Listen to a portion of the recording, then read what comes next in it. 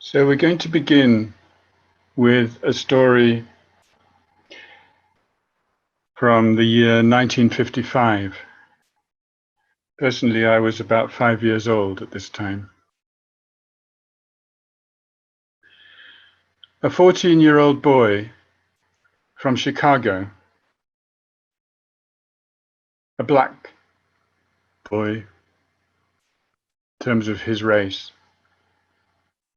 went to visit some relatives in Mississippi.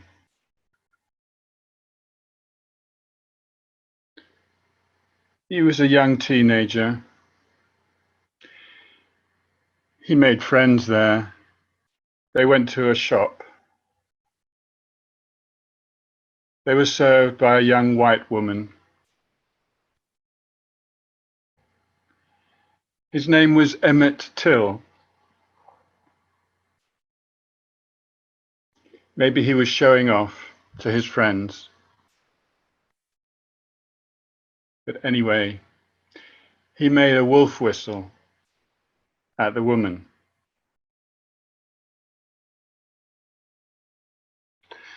And the story got out, and her husband, together with his half-brother, a few nights later, went and took Emmett from his place he was staying and took him to a barn and brutally beat him, shot him, and dumped his body in the river.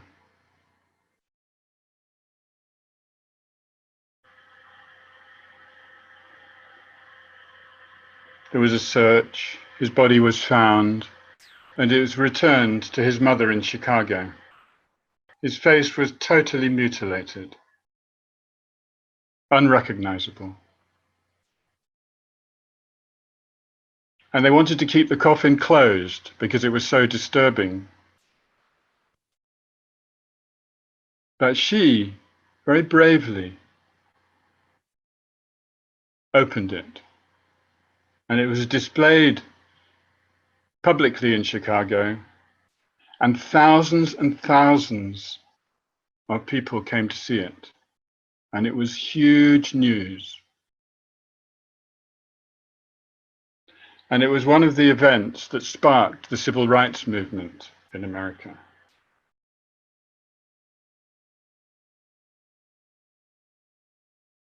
And in the 100 years before that, something like 500 black people had been lynched. What happened to Emmett Till? We don't need to hate the two people who did this murder. They were a product of their culture, a culture which was dominated by the Ku Klux Klan and dreadful racism. Dreadful.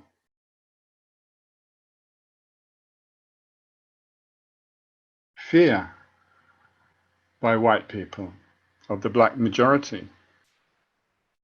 Many causes.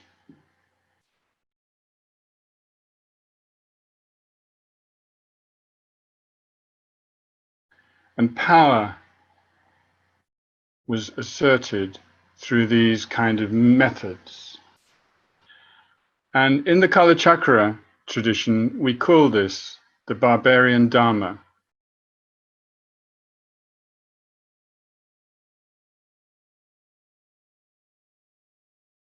It's brutal, violent, and cruel. It's completely the opposite of compassion, which is the Dharma that we try to follow. It's called Dharma because it's what the barbarians think will bring happiness.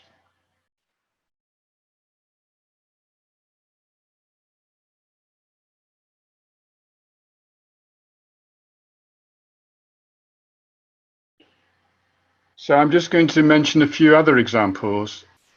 Not that I want to depress you, because it is depressing, I can't deny. But just because we need to remember these things in order that we can try to do things better. If we go back into the 1940s, many, many terrible things happened.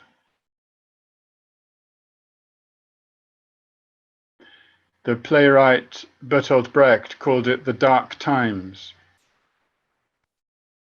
Sometimes I think that we are in the dark times now, but actually, these times aren't nearly as dark as those times. When I really think about it, I think it was much worse then. Doesn't mean they can't come back, but I don't think we're there yet, in general. There may be some places that are like that, but in general. So these examples are quite well known, but I'm going to mention them just to honor the memory. Between 41 and 45, 6 million Jews systematically murdered by Nazis. It was 2/3 of European Jews. It was genocidal, nationalistic racism. I mean, these are just words. We can't find words to describe.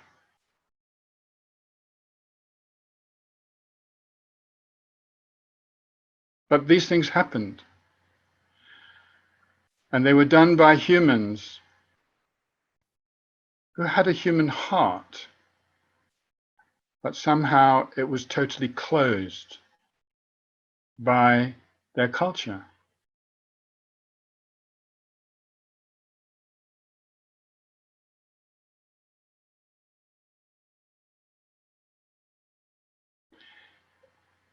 At the end of the war in 1945, the Russian soldiers entered Germany, and they took revenge because millions of Russians had been killed during the Nazi invasion of Russia.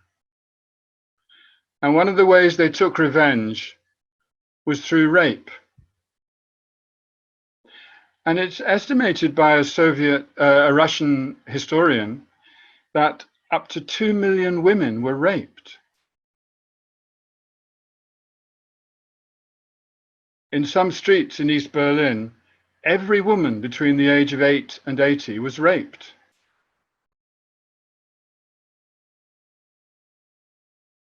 We call this misogyny, hatred of women. Again, an expression of power. This time, we're talking about the power of patriarchy and also revenge. And this weapon of rape has been used again and again, perhaps most recently in Syria by actually different parties during the conflict. There's a lot of documented cases.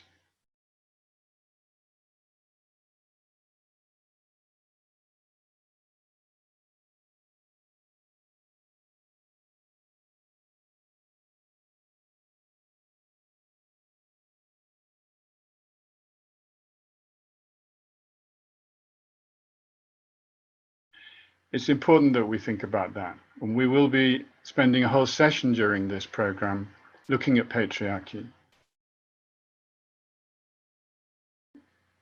It is something that we need to overcome or transform, let's say, each of us.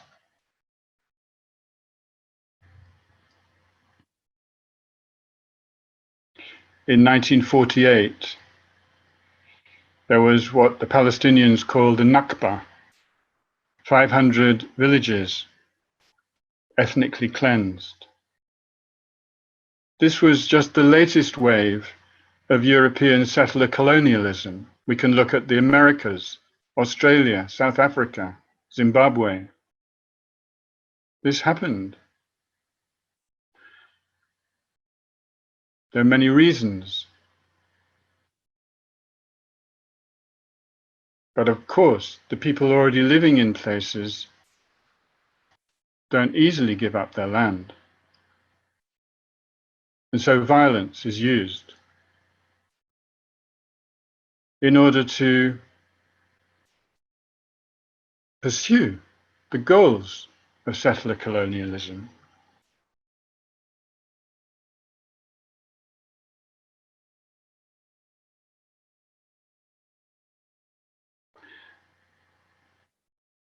In 1985, I was already studying and trying to practice the Kalachakra.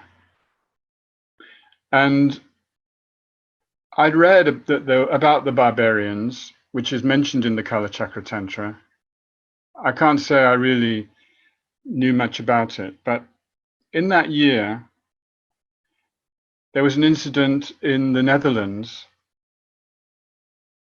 at a football match where a whole lot of Liverpool fans from the UK caused a riot by stampeding the pitch.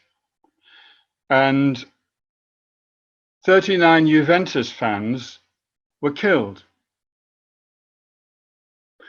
And at that time, my main teacher, Geshe Wangchen, was living in London. And he saw this on TV. And he said to me, "That's the barbarian Dharma." And the way he defined it was a love of violence.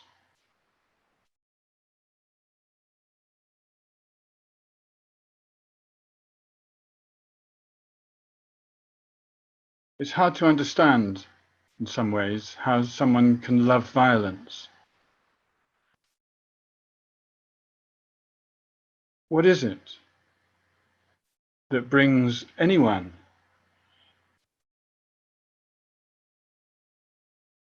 to enjoy cruelty, violence, harming others? One can understand acts of self-defense or impulses maybe, but to pursue it systematically, it's difficult to appreciate. But these things are very often cultural. Those football fans were part of a culture where these actions were glorified. And in recent history, we can look at ISIS, Daesh. Extraordinary acts of barbarity, but pursued with relish.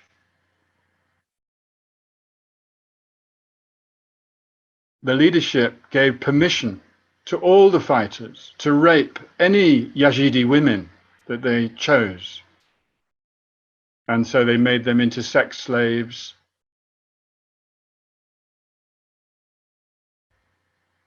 And if they resisted or tried to escape, they killed them. And the people who did that were brutalized culturally. This is the barbarian Dharma.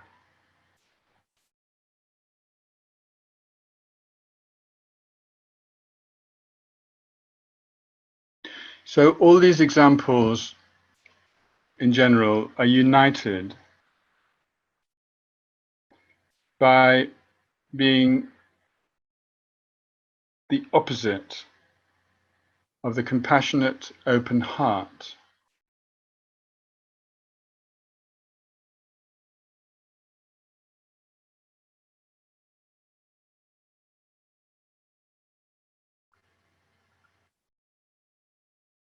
If you connect with your own compassionate, open heart, it might be difficult after listening to what I've just been saying.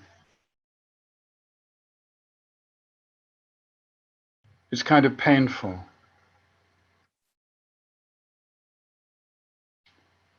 to realize that our fellow humans have done these things.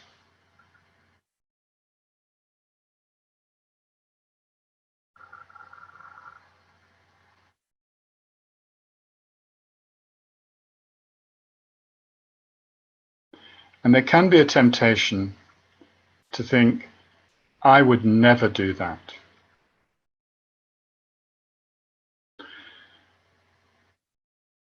As soon as you feel, believe, say that, you separate yourself. I am one of the good guys. They are the bad guys. I would never do that.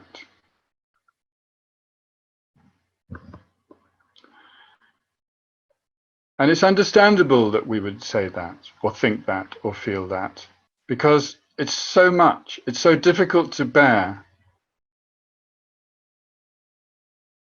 the feeling, maybe I also have seeds of cruelty in my heart. Maybe in certain circumstances, if I was influenced by such a culture, maybe I might do that, or at least support and rejoice in that. This is how culture works. Some people do things and other people support or rejoice, for good or bad.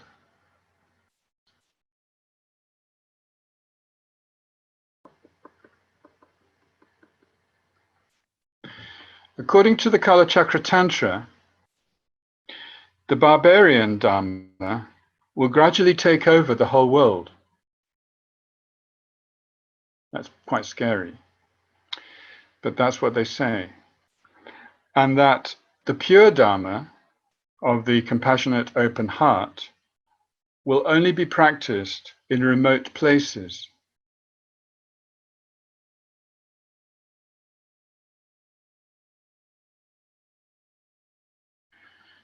Because the barbarians won't allow it when they see it.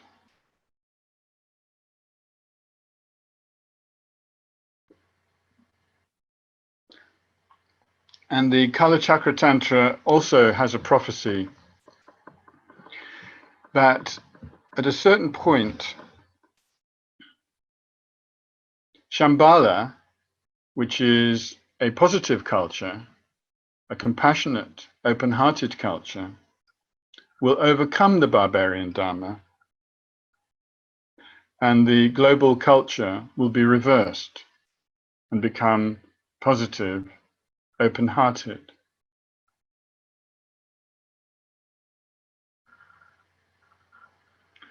Now, these kind of prophecies, which they can be abused actually to justify all kinds of things. So I'm quite cautious about it, to be honest. But one thing I do feel that we can learn from this is the value and importance of developing and creating a positive, compassionate, open-hearted culture. And if we can participate in that, working with others globally, then our life will have been very worthwhile.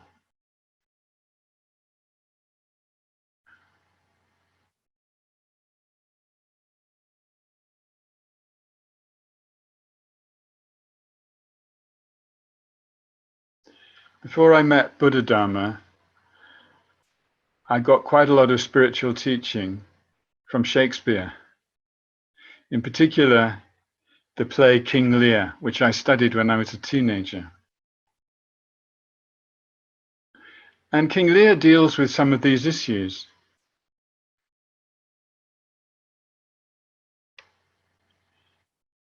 And at one point, King Lear, the main character, says, "Is there any cause in nature that makes these hard hearts? Is there any cause in nature that makes these hard hearts?" It's a good question.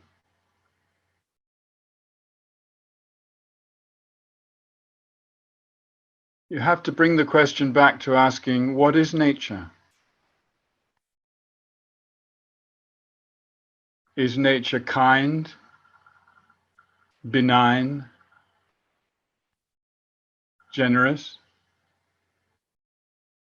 Or is nature cruel and hard, unfeeling?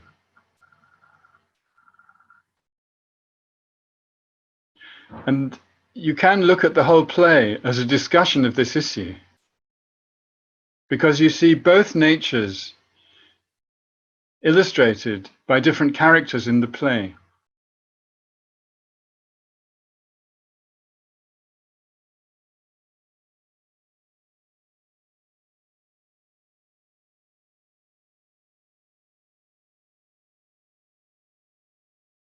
So to answer this question, is there any cause in nature that makes these hard hearts? I think we need to look into our own heart. I don't think that we should always look at others and say, oh, they have the hard heart.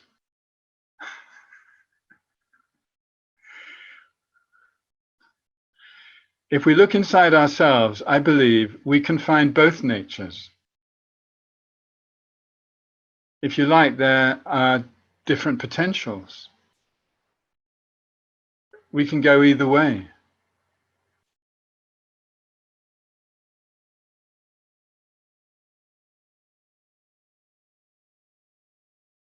It's a very tough play.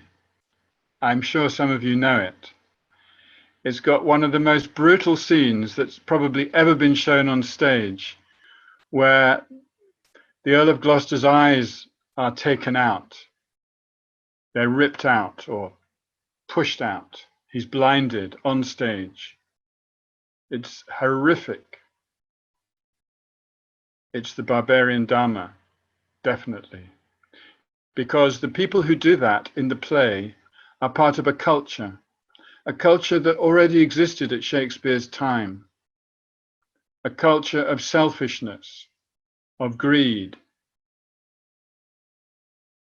of looking after oneself and not caring about others. And when King Lear said, is there any cause in nature that makes these hard hearts? The hard hearts he was referring to were those of his two eldest daughters.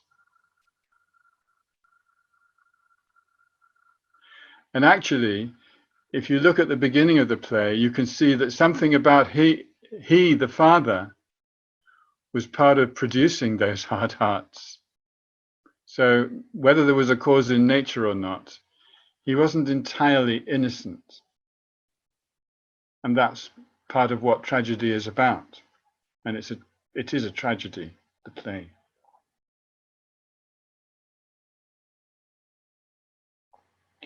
So this is the question, and I'm going to put it in the chat, actually, so that it's written there. And it's a question that I'd like you to discuss in a group. And Nitan has told me that he is going to put you into groups of 3. And you're going to have 15 minutes to discuss this question. And let me remind you, the question is there any cause in nature that makes these hard hearts? And please don't only talk about others. Also think about yourself. I'm not saying only talk about yourself. We're talking about cultures globally that we know about. You can use any examples that you wish, but don't totally make it about others. Okay.